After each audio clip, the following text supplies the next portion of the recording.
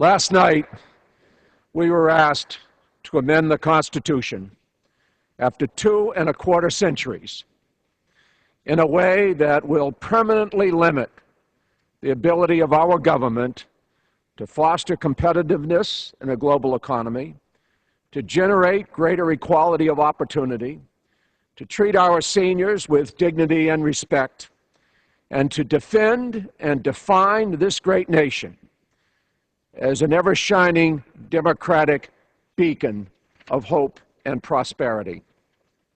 So I was proud to vote against the Cut, Cap, and Balance Act. It is the House Republicans' vision for America's future. This is a vision in which the country turns its back on the achievements of the last century and chooses not to invest in meeting the challenges of the next century.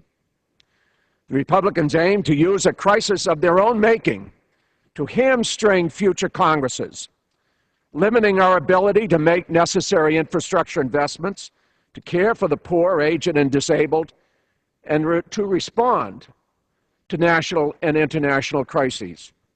The 18% spending cap mandated by the bill would return the government to spending levels not seen since the establishment of Medicare and Medicaid. The impending retirement of more than 70 million baby boomers means that these spending levels are woefully inadequate unless we condemn our grandparents to a severely diminished quality of life. The Republican Party would enshrine constitutional protections for tax cuts and loopholes for wealthy individuals and corporations, requiring an unattainable 2/3 majority in both the House and the Senate for the government to increase the currently unsustainably low revenue levels of roughly 15% of GDP.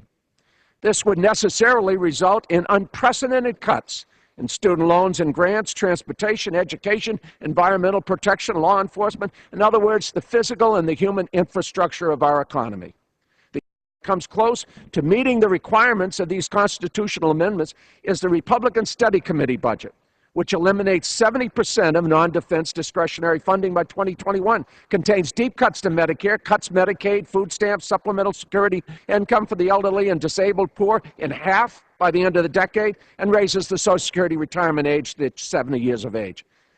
Yesterday's vote means the Republican majority is demanding that in return for avoiding an economically disastrous default on our debt, we make $111 billion in immediate spending cuts. These cuts seriously increase the likelihood of a double-dip recession.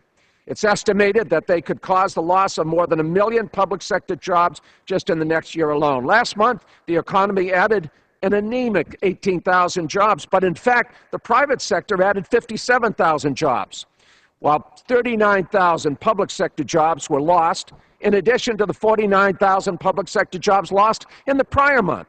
This is a continuing trend. 500,000 public sector employees have now lost their jobs, 200,000 of them teachers, while student enrollment has increased by 750,000. Firing more government workers will only decrease aggregate demand, making it that much harder to sustain the recovery. We've witnessed this before. In 1937, President Roosevelt responded to similar conservative pressure by substantially reducing federal spending before the Great Depression was fully in the rearview mirror. It drove us right back into economic depression. The economy wouldn't recover until the increased spending and hiring that accompanied the World War II armaments buildup got the country moving again. And after the war, spending on education and housing for our GIs, the Marshall Plan for Europe, and the construction of the interstate highway system established a permanent middle class and sustainable prosperity. This is not the time for the Democratic Party to sacrifice our values, values held by a majority of the American people, even in the face of opposition that has reached unprecedented levels of ideological radicalization. We have to address our long-term deficits for the sake of future generations, but we must do so in a balanced manner, combining rational spending cuts and increased revenue. That's what's worked in the past. That's what we need to do now. We must not abandon not only the people that depend upon the government for their quality of life, but we must not let this great nation become a second-class society and a third-rate economy. And if what a bill that was passed last night were to be enacted into law, that's exactly what it would do. That's why I was proud to vote against it. Thank you, Mr. Chairman.